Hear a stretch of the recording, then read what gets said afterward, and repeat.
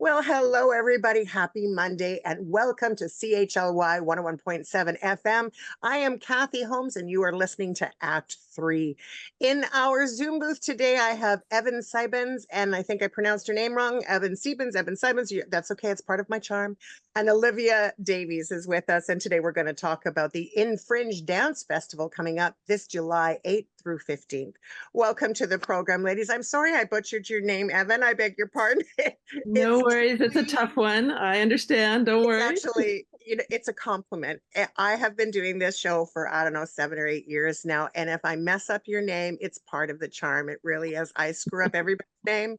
I don't know why. It just happens that way.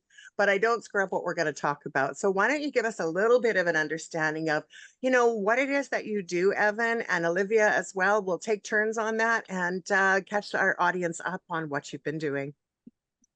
Well, I'll start. I'm Evann Sibens, and thank you so much. I mean, this is exciting to be part of this, and I'm really excited to be chatting with Olivia as well, who I've been a fan of, and we've kind of like moved in the similar creative circles. So it's really wonderful to be here and chatting, and also to be talking about art and about making things. My project that is part of Infringing Festival is it's a film called The Sun and the Moon, and it's a collaborative work. And I made it with Holly Bright, who is the choreographer, and Celestine Alec, who was the original author and storyteller. Celestine is a Nanaimo storyteller, and Holly Bright is a settler choreographer based in Nanaimo area. And then also the two dancers who were integral part of the process. It is Genevieve Johnson and Nicola Jackson. Kathy, you're catching. I know. Got my names wrong. It's all good, I promise. Anyway, they all made a dance piece, which was a collaborative work between this, Snuneymuxw author and choreographer to make a theatrical dance piece. And so that existed as a beautiful work that they worked on for many years. And then they asked me to come and collaborate and to look into translating it into a film form. So what we've made is kind of a hybrid form. I'm calling it an experimental dance film documentary. It's actually the length of the performance. And so it's actually quite like slow and has its time and takes its pacing. But it also has a documentary form in that we're kind of looking into the process of making. And so what I was really interested in is that there was this settler white choreographer working with an indigenous Nanaimo author, and how they came together to make this beautiful piece. Like, what were the issues? What came up? What was hard? And so what was really interesting is that this new, almost a reflection of the story. It's a beautiful myth. It talks about the love story between the sun and the moon. Why, it's as many indigenous myths, it kind of like it has in stories, it has this reason of like why the sunset and the sunrise happen. It's the sun and the moon and their love for each other, but there was a separation as well. And so there was hardship, and there was things that the sun had a breakdown. And so what often happened, and what we explored in the documentary, is that there was a reflection of art and life. And, so that was a really interesting part of the process that I came to. Oh, fantastic. I love the blend between bringing Nanaimo story to a documentary. I think that's fantastic. Olivia, can you just share a little bit about what it is that you do? I understand that you are an Indigenous dance artist. Can you break that open for us a bit? Sure. And thank you again, Kathy, for the invitation to speak with all of your listeners. Ani Boujou, my name is Olivia. I'm the choreographer and co-creator of Maamawi, Together Through the Fire. As a contemporary Indigenous dancer and choreographer, what this has meant and what it means for everyone listening is that I work through a contemporary vein with a foundation of my Indigenous heritage as the lens through which all of my work, my practice, my life, my love lives through. And so with that, the work of bringing contemporary Indigenous dance to the stages across North America, Turtle Island, Aotearoa, New Zealand, and Australia. Those are kind of the three countries where we're seeing this uptick in what is now legitimately called contemporary Indigenous dance, really only about 20 plus, well, we're in 2024 now, 20 to 24 years of existence on the stages, being that many Indigenous dances were kept in silence, were kept hidden for a very long time for very good reason. And then as a result of a shift in the pedagogy of dance, and Indigenous dancers moving into the contemporary dance world and saying, well, but where's our practice? Where's our space to continue to revive and I hate to use the word maintain, but really reignite the stories that live on in our families, that have been considered legends for many, many years. Can we take this contemporary dance practice and, invigorate our work, our storytelling work through this practice? So a little bit to breaking open contemporary Indigenous dance. Here we are in 2024, and there are contemporary Indigenous dance companies around the world. Amazing. Yes. And we get a chance to share our work on stages like Crimson Coast Infringing Dance Festival. With that, I'll say maybe just quickly, I'm sure I'll get a chance to speak to it more, but Maamawi, Together Through the Fire, is a co-creation between myself, our co-creator team, which includes another Anishinaabe visual artist and designer, Joshua Mangashig-Pewisteckley, and then our two non-Indigenous allies, Michael Redd, composer, Vancouver West Coast-based composer, and A. Thomas Goldberg, who is our digital design wizard behind the curtain for all of the augmented reality of our work. And then our two dancers, Métis Anishinaabe dancer Sophie Dow, and our non-Indigenous ally Daisy Thompson. All of our work is also grounded in a storyteller sharing with us. So Gloria May Eshkabak of of Manitoulin Island, an Anishinaabe storyteller living on the West Coast, as a guest on Squamish territory out there. She was the one who had offered these stories to me in snippets over a couple of years of mentorship and creating together. And I got really interested in this one seed and decided, after conversations with A. Thomas, who had reached out to me to find a way to bring a legend forward through an augmented reality live performance.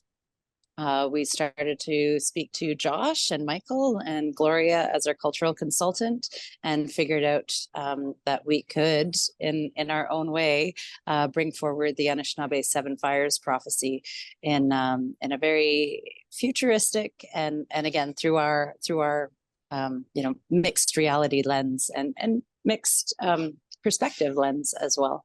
And that's what'll be shared at the Infringing Dance Festival.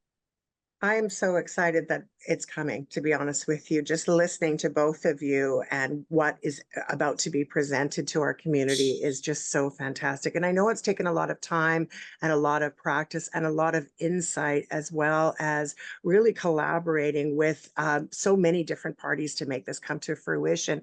Have you, Evan, have you always been part of the Infringe Dance Festival? Have either of you done this in the past, or is this new territory for you? This is my first time as being part of Infringing. I mean, I'm West Coast based. I'm based in Squamish territory in North Van, but I also spend time on Nanaimo territory, where I am right now, on Gabriola Island. Oh, and so for me, it's kind of like, I getting to know my community, getting to know my neighbors. To me, there's no better way than to make an art piece, and so this kind of like process of coming together, it's taken us quite a few years. And I myself, I'm a settler. I identify with European background, and so to have the privilege to be an ally, I work to work with Nanaimo storytellers such as Celestine, and with Holly Bright, who is such a foundational and a key member of the dance community in Nanaimo, has been really important for me. So there's been a lot of learning, a lot of like growing, and and kind of fun, excitement to kind of Yes. like to be creative and to be creating and to be shooting in these beautiful locations on, we shot all around Nanaimo on Snuneymuxw, lands on Seisetchin, which was previously known as Newcastle Island, has now been renamed or reclaimed, to Snuneymuxw territory. And then we also shot at Jack Point and at Neck Point Park, and so there's this very beautiful kind of like grounded to the land. So I feel like there's I really just listening to you, Olivia, and to hear like the people that you're working with and the kind of like the Indigenous folks and then the allies that you're collaborating with, like I feel of myself as a real ally, that I'm kind of like have the privilege to be working and making with these things. Absolutely, absolutely. And it's true that I love the allyship in our communities. I also live and love on Snuneymuxw First Nation territory and have for the last 15 years, and am blessed to have really wonderful relationships with so many storytellers in Snuneymuxw lands. Olivia, for yourself, had you always seen yourself as a dance artist? Was it something that you woke up and said, this is what I need to do, this is a piece of my soul, or did it come later in life? Yeah, great question. I'm going to answer as honestly as I can to say that I've been dancing all my life. My mom popped me into a ballet class the second I was of age. So by 3 years old, I was taking dance classes, and then went through high school and university, taking my own track after I guess my mid-20s, and looking around and thinking, well, there's some work that I maybe want to do, but maybe it's not through the ballet vein. Then found a collective of other women dance artists, again from various backgrounds, and we came together and created a collective and worked for many years in Toronto, pushing storytelling through movement. That was our aim, our goal. Meaning that, to answer the question, I've danced all my life. I took the leap into creating my own company, O.Dela Arts, after receiving some really strong mentorship from another contemporary Indigenous dance company based in Vancouver, Raven Spirit Dance. And after the co-artistic directors took me under their wing and give me, the sense of this is what a dance company looks like. This is how it's managed. This is how it runs. I did it, and I've been doing it and trying to figure it out, along with new motherhood over the last 4 years as well. Yes. So really grateful, though. I just want to touch back on so this is our first presentation at Infringing Dance Festival. However, prior to I don't think I'd started my company yet. I think I was just on the edge of starting my company. And Holly invited myself and another storyteller, Rosemary Georgeson, a Coast Salish storyteller. And we'd created a workshop called Home Our Way. And it was intended for women identified persons to join us in a creative collective space of sharing story, movement, poetry, and with all kind of with the grounding of unsettling our memories of home, so that we could find our way back home through our bodies. And she was one of the first people to say, that looks cool, bring that to the festival. And we did a Home Our Way.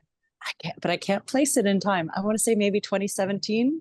And then this work, Maamawi Together Through the Fire, I'd been talking to Holly about it since its inception, 2021, when I first started creating the work. And she'd been so supportive, wanting to provide us with a residency, wanting to provide us with space to share the work, and just kind of another thing kept happening. And finally, here we are, 2024. It feels perfectly aligned. I think the work is really going to resonate now. I feel like as our creative team has honed in on what it is we're trying to share, we're in a space now to share it well, and again with the blessing of our ancestors to do this work today. So wonderful. And you get to share that with your children as well, which is very, very exciting. How much of dancers are they at this time? Are they following their mother's proverbial footsteps, or what does Well, that look like? the 3-year-old isn't in ballet class yet, but that's we're hoping to start that next year. No, they love moving around with me and their father. We turn the music on after dinner and have living room dance parties as Love often as it. we can. So it's Love fun. it, love it, love it, love it. It's such a precious time for young people as well. And to give them the joy of music and dance is the best foundation ever, most definitely. Um, and for yourself, have you been called to do this work, Evan? Has it been something that you were inspiring to be a film documentary artist as well? Or how did you find your footsteps to those doors? Mm. Well, actually, I have a dance background as well, so that's sort of the transition that way. I actually was in ballet for many years. I trained at the Royal Ballet School and National Ballet School, Wow. Canada, and I danced with the National Ballet, and I danced in Germany, and then I stopped. I was burnt out, and I went to film school at NYU in New York, and so I was in New York for many years, and I kind of once I found that, I found this, to me, this transition of moving into moving image, into media.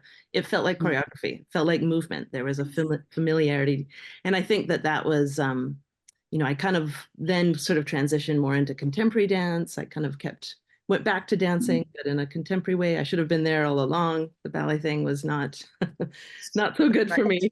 Um, Yes. but yeah, but as we can appreciate, there's a foundation, a training there, but then to be able to move away from that. So for me, making media with dance has been, I guess, a calling and a way for me to kind of put those histories together. My film, kind of cinematography, because I actually, when I was in New York, I worked as a cinematographer for many years and shot a lot of dancers. I shot Baryshnikov and I shot Oh my gosh. Phil Jones and Lucinda Wow. Childs, and kind of as behind the camera.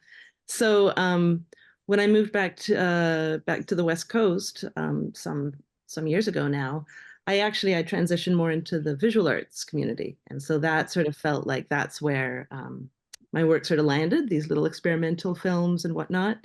And yet I always had a documentary, like I had a documentary practice. So for me, this is a bit of a hybrid work. It feels like it's bringing a lot of my interests and my background together, where there's a dance film component, and I really feel, if and when you see the film, there's a lot of movement in it. It's all handheld, and so that to me is where my interest is really lying. I feel like I'm creating kind of a shooting technique. I call it improvisational cinematography. And Wow. it's sort of this hybrid between documentary, which is like, you're in the moment, you're shooting, real life doesn't happen twice, but also a contemporary dancer improvisational practice where you're really in tune with a dancer. It's really, to me, it's a choreography between camera and dancer.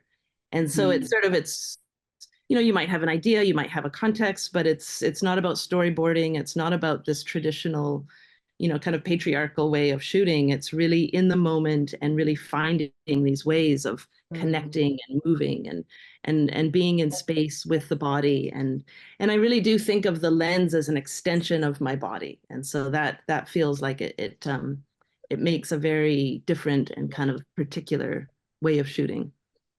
So that's found its way into this film, this sort of very like in landscape, in movement, connecting with these beautiful, amazing, dancers. And then also to have this documentary element where we're talking, we're sort of processing not only the actual story, but the making of the story. That it feels like there's many layers to this. And then also, Celestine really was amazingly brave, where she actually talked about her mental health challenges that she had during the making of the piece. So she sort of unpacked and unpeeled. She wanted them to be public. She, very concerned about, consent and how she felt about it. But it's sort of like she unpacked how the metaphor, the story of the moon breaking apart, she was like, that was my story. Like when these dancers were kind of like creating this, I felt, in connection with that. And yet at the same time, she also felt like the sun who was watching over the moon, she's like, that was the healer in me. I was also taking care of my parents, you know, who have histories, and so that sort of like this dualism of her to find reflection in her own story in the story and in the dance became part of the film. And so that was unexpected for me. I was like, wow, you know, when we started to talk about it, it was, you know, I was sort of like, we're gonna unpack this like settler indigenous, you know, kind of collaboration, and you know, I kind of had some thoughts about that and where I want it to go, but it was such a surprise to see what happened, where Holly and Celestine talked about what a beautiful process it was for them, and how much they each got from it, and how much they learned. And so my critique that I had, you know, come with, I was like, who am I? You know, who am I to judge? Who am I to critique? I'm going to follow the beautiful story that's here and these metaphors that happened. And so to me, you know, you asked at the beginning, like, what does one learn? What does one, you know, through the process of making art and watching and learning, is like, it was so humbling for me to kind of see the power and the majesty and the beauty of these women, these matriarchal women who came, you know, from different disciplines, from different cultures, and how they came together to make this beautiful piece. Wonderful. Olivia, thoughts? I'm curious about how reflective Evann has been, and how in moments I wonder whether or not you've experienced the same thing through your pieces. Well, yeah, I'm gonna think a little bit. So this timeline, right? So the work itself was seeded in 2021, and here we are in 2024, and I have two babies. I didn't when the work started. And there was a real shift for me as we got out of, so in 2022, we started sharing the first version of the work. And at that point, it was just, it was a performance work for stage with the augmented reality was our motion capture design. So the dancers are in motion capture suits that allow for their movements to be translated onto the screen as not necessarily humanoid, but in this case, we're enlivening the avatars of wolf and eagle. Wow. And then beautiful. It's so beautiful. It's so beautiful. Yeah. It's really, really intense to experience from a certain point, but it's also really beautiful as well. And then we got to this point in 2022 where we were starting to share the work as a virtual reality interpretation of the work too, so people could enter into the same environments that these animal avatars as your guide, as the audience guide, takes you through as we go through this story of the Seven Fires prophecy and where it takes humanity into the future. That's for me, that was the point when things started to shift, and it was also the point for me when I became pregnant with my second daughter, and I was no longer, I'll just use the word, I was no longer satisfied. I was like, we need more for this. Yes. This is starting to feel like it's like it's living in this world or it's living in this world. And how can we bring the two together? How can a rebirth happen so that not only can audiences witness the work live in person in theater with us, and then this was a bigger conversation that many colleagues through COVID had to experience, was how can we get our work out to not even necessarily remote locales, but to people who just don't want to leave their homes to go to a theater and experience art. So it was through that conversation that the digital designer, co-creator A. Thomas and I started to figure out, okay, like let's amp this up. How can this VR world be available to people who don't have VR goggles, but can still experience it from the luxury of their home computer, in the comfort of their own homes, and him having the game design background and the wealth of experience was able to kind of capture what I was putting out there and be like, okay, we can do this. We can actually have at least this many remote viewers coming in, experiencing the world. And that's, you know, that's part of how we're presenting it at an Infringing Dance Festival.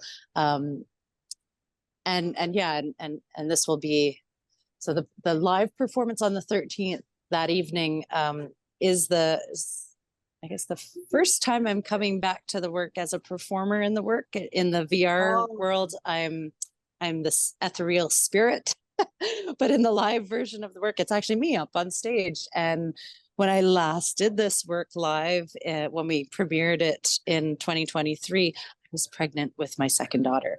So here I am coming back now.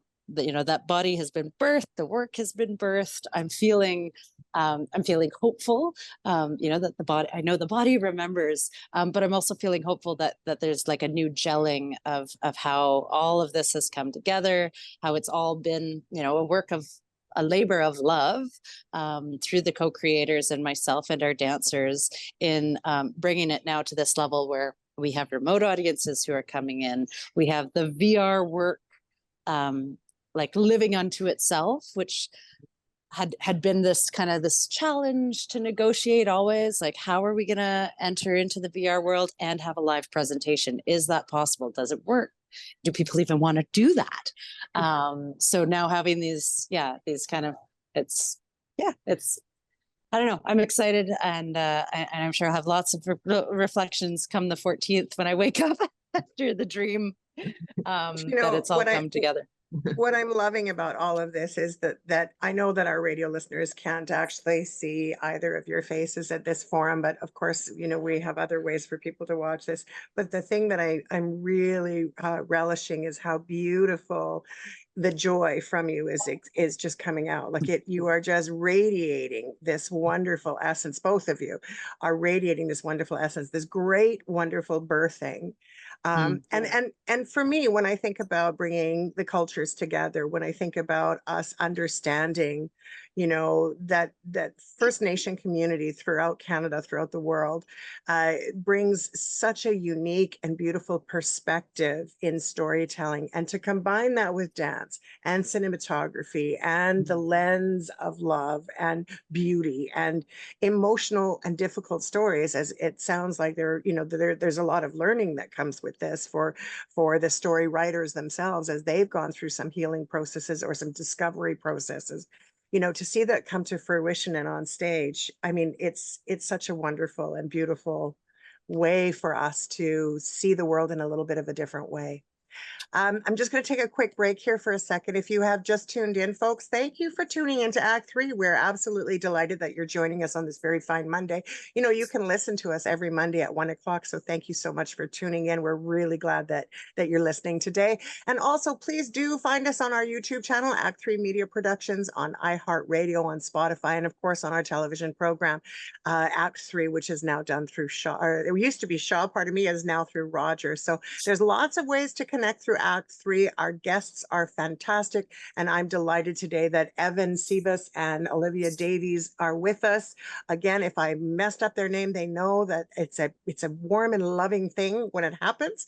I don't know why I still do that after all these years, but it just still happens. At any rate, we're talking today about the Infringing Dance Festival, which will be held in Nanaimo, July 8th through the 15th. If you are looking for something unique and fantastic to do, it sounds to me like these just two of the many things that'll be offered from Crimson Coast Dance Society during that week. It'll be fabulous.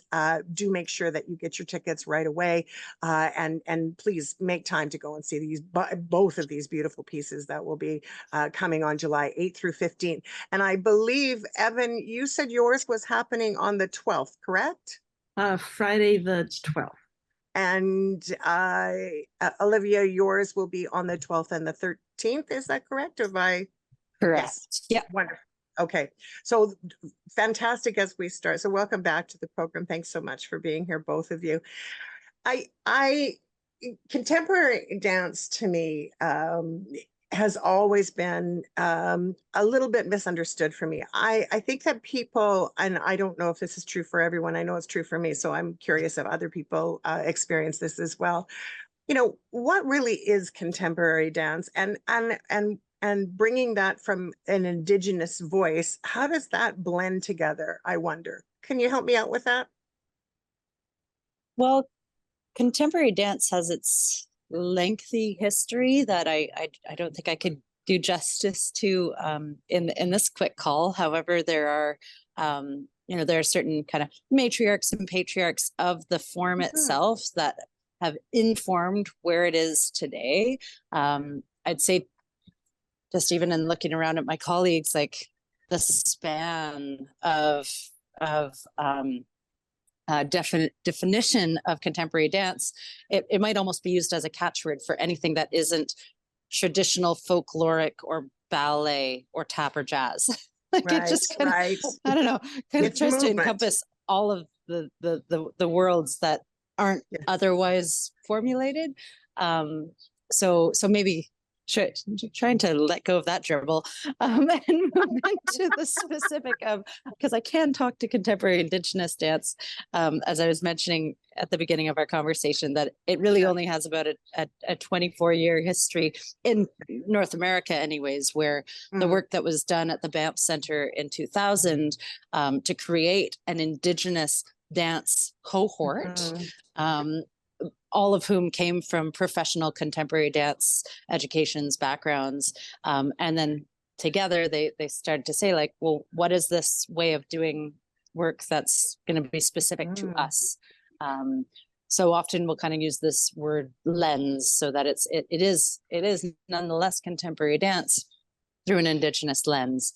And I am certainly not the be all end all of this. I am still a student on my path, because I even as I say that, I'm like, ooh, but no, that colleague over there, she wouldn't identify as that way at all.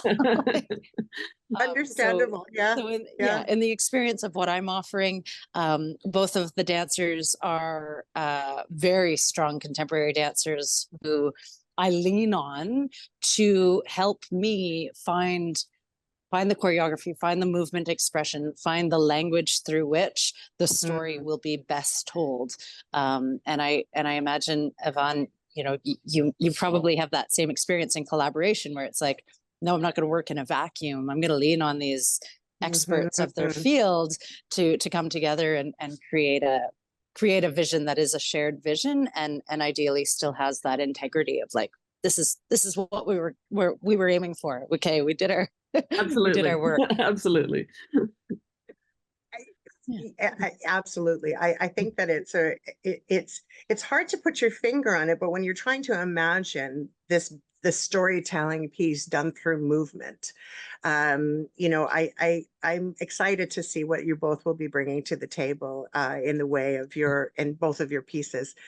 Evann, I'm curious, through the background that you've had and all the things that you've done and all the filming work, all of your whole repertoire of wonder, I'm curious how you did the vision change a lot when you started working on The Sun and the Moon, or did it stay integral to the beginning of the writing? Like, how did it become? Did it change? Did it shift? What did you do in the process? Yes, it moved a lot. I mean, I think, when Olivia was talking about, that's a big ask to talk about contemporary dance, it right? Is, like and I was sort of thinking, I'm like, oh God, how do I answer that?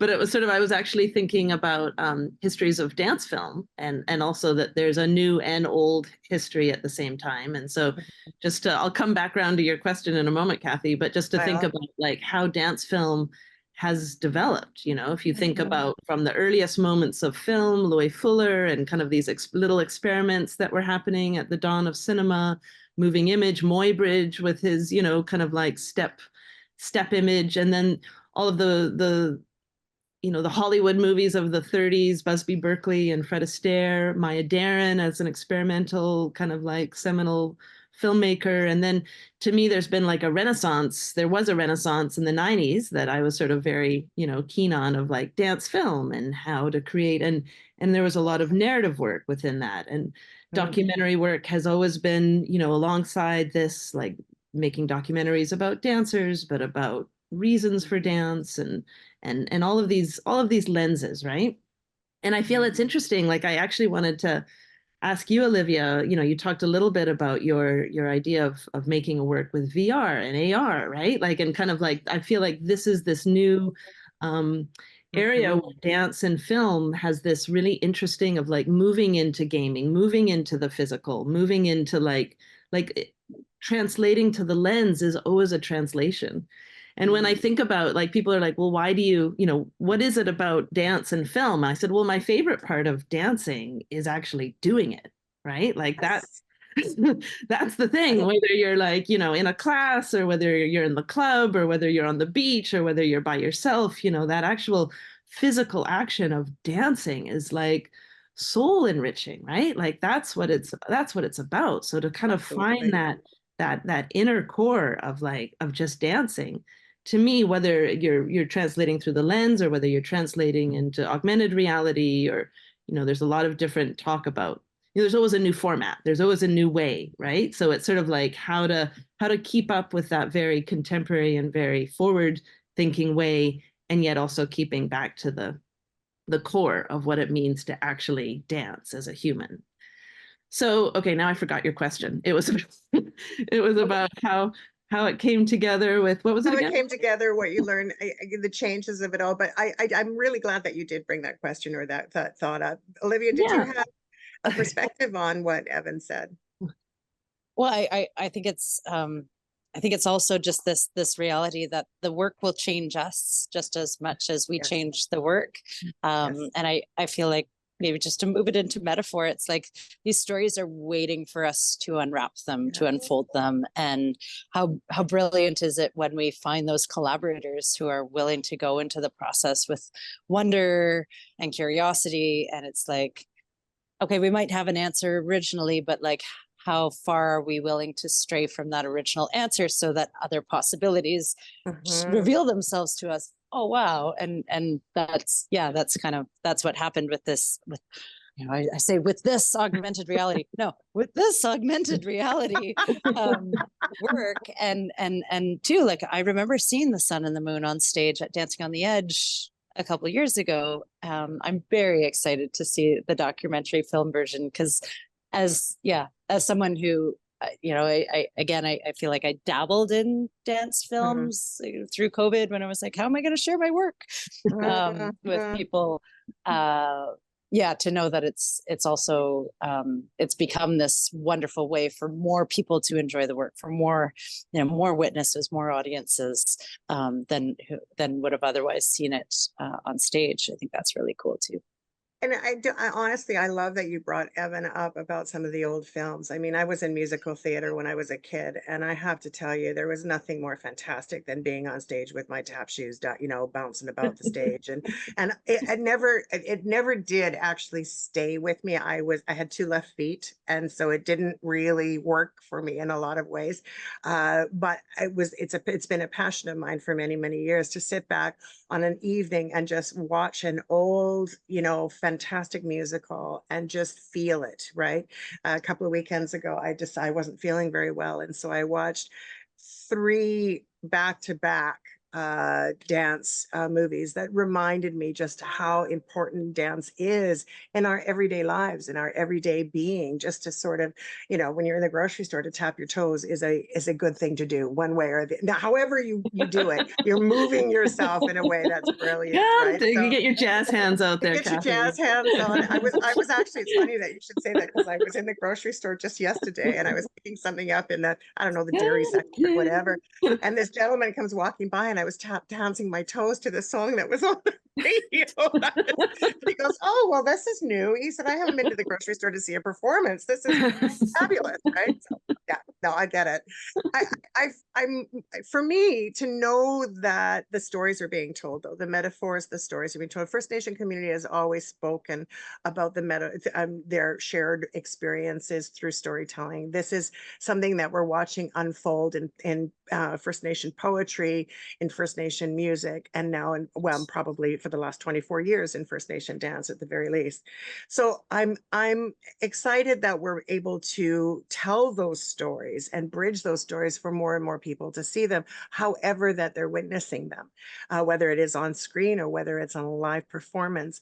I'm curious if I could ask each of you, was there a piece that moved you so much that led you to do the two pieces that you're doing right now? So for example, for The Sun and the Moon, was there something that way back when, a few years back, had inspired that call to that? And same thing for the piece that you're doing.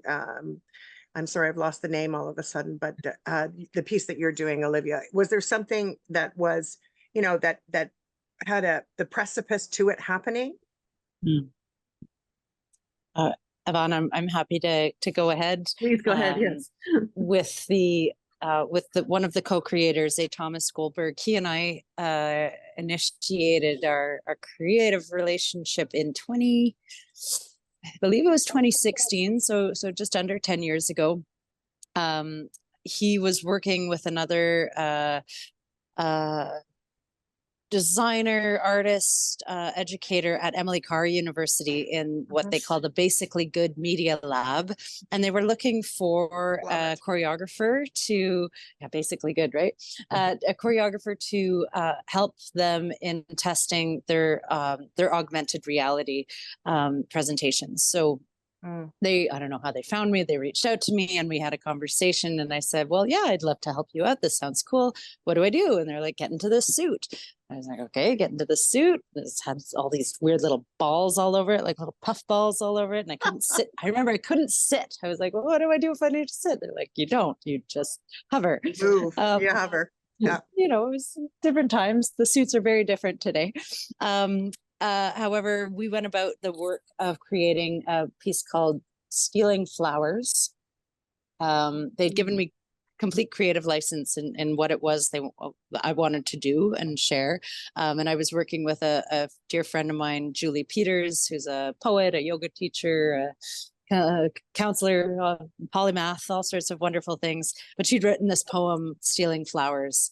And I was like, that one, let's trip on that one if we can. And I brought a dancer I was working with at the time, Alejandra Caballero, into studio with me and suited her up. And we started creating this choreography, which had all these boundaries around touch and sitting. And can we be on the floor? We can't be on the floor because then our avatar, flips off into space. And, oh my gosh, it was an awesome experiment. I remember feeling very like it was like frustrated and stressed out, and then being like, just let it go. There's nothing you can do. But if the technology is going to work with us, it will, and like learn the boundaries of it. But a very interesting experience as a choreographer to be like, oh, we can't touch hands? No, then the bodies that get all the wires get crossed, literally. Anyways, yeah. So fast forward from there, A. Thomas reached out to me in 2020. Hey, I'd like to work with you again. Is there a story that you'd like to bring about? And yeah, like I had mentioned before, Gloria had shared with me a little bit about the Seven Fires prophecy. I asked to know more, and thus began the process of Maamawi. So I did get that experience with Stealing Flowers. Stealing Fire. Interesting. Stealing Flowers. That might be an upcoming segment that really, right? Maybe moving towards. Yeah. But that experience felt so raw and nascent, and like we were all figuring out so much. Whereas this time around, I feel like thankfully I'd had that experience. I was somewhat more in the know in terms of creating for augmented reality this time around, and working with A. Thomas. He's just a very generous and rational creator as well. So that helps ground the work when it does start to feel like it's flying off into infinity. No, bring it back to the present. This is what we can do right now. Everything else will have to happen tomorrow or next week. Yeah. And all those tomorrows come together to make something beautiful. I mean, they really do. Yeah. Evan, how about you? Yeah, I think I don't know if it was one particular aha moment, but like a series of layers of I being on Gabriela Island, I mean Celestine Alec is she's a big presence here. She comes, she's Nanaimo, and as a storyteller, I remember seeing her it was at a local lecture type of thing. I think it was she was working with one of the elders, Lolly Good, perhaps. I'm forgetting, but she came and she told her stories, and there was something about the choreography, which at the time just really struck me, like how much gesture there was, very specific movements. I was like, wow. I mean, she's telling this story, but she's dancing this story at the same time. Mm-hmm. And it was later that I learned from her that she said, "Oh yes, yes. Like I've been I was been trained to be a storyteller since I was 4 years old. My grandfather would make her repeat the gestures over. Like there's a choreography, and she was like, "This is how you tell this story." That was part of her Yes. lineage. And Yes. so when Holly approached me with the idea to translate the work, to me that was like, well, we have to bring Celestine into this, in a much more, in the original stage piece, her story was there and her presence, but not her physical presence in terms of, she's not dancing on the stage. She's like, I don't want to dance. But I think for me, that was a real inspiration, was how can we bring Celestine and her storytelling and the choreography and the beauty that she has with these. Yeah. So that was that was a spark.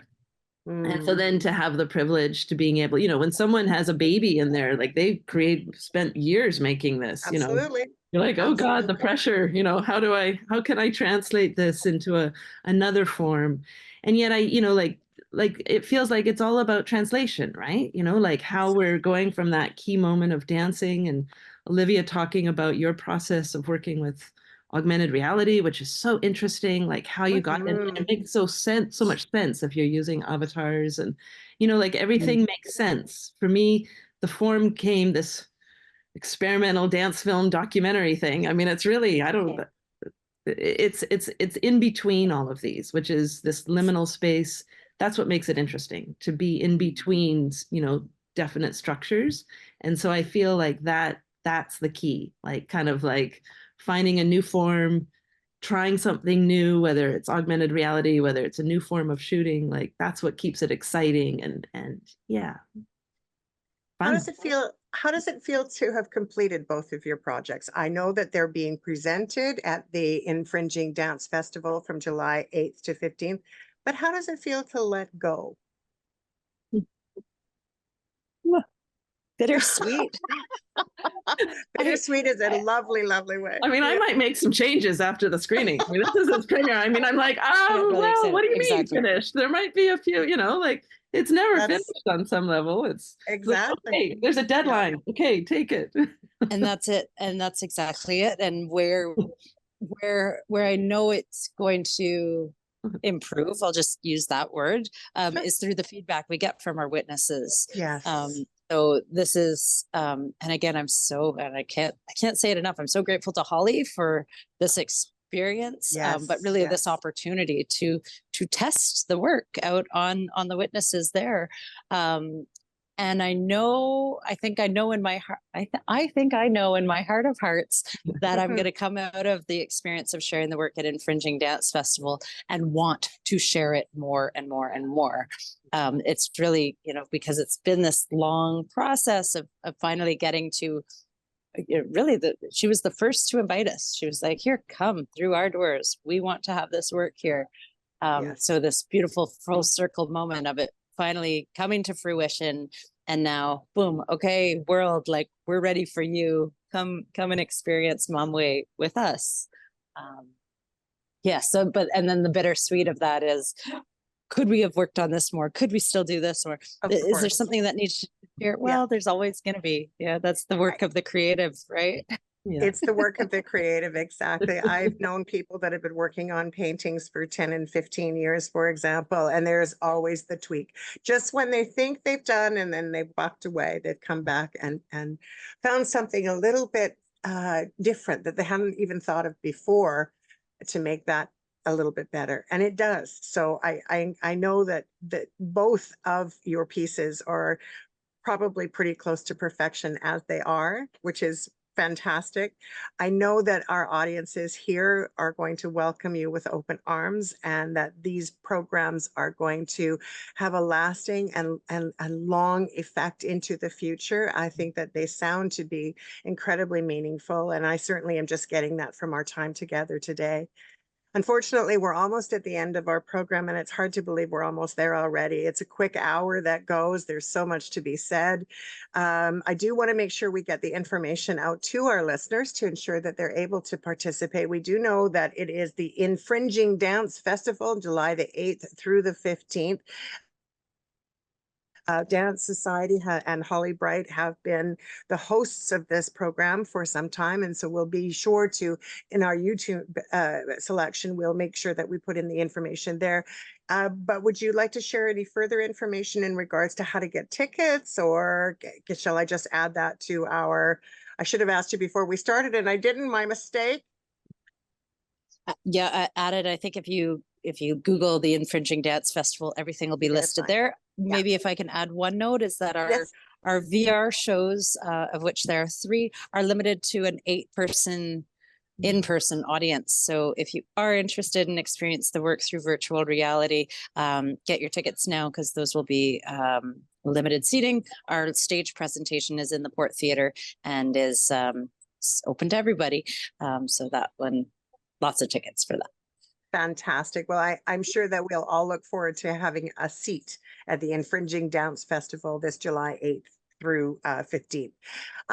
As I had mentioned to you guys at the start of the hour, just before we went to record, I always like to leave our audience with a little something. We just have a couple of minutes to share. If you have a takeaway, what would you want our communities to know about not only the work that you're doing, but what you've learned in the process?